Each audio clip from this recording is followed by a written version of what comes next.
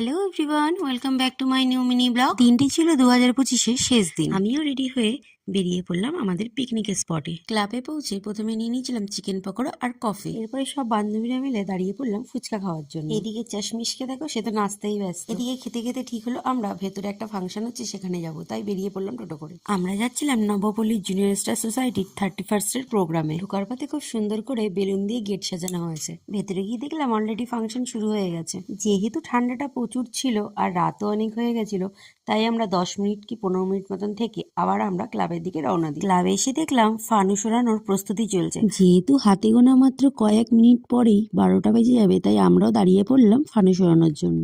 দেখতে দেখতে 2025টাও চলে গেল। সবাইকে হ্যাপি নিউ ইয়ার। এরপরে চলে গেছিলাম খাওয়ার দিকে। আজকে আমাদের পিকনিকের মেনুতে ছিল ভেজ ফ্রাইড রাইস আর তার সাথে ছিল চিকেন কষা। এরপরে ছিল চাটনি আর পাঁপড়, আর সাথে ছিল নলেন গুড়ের মিষ্টি। বছরের শুরুটা তো বেশ ভালোই গেল, আশা করি সারা বছরটাও যেন ভালো যাক। তোমাদের সবাইকেও আরো একবার জানাই হ্যাপি নিউ ইয়ার। সবাই এবছরটা অনেক অনেক অনেক আনন্দ করো, ভালো থাকো, সুস্থ থাকো আর আমার পাশে থেকো। টাটা।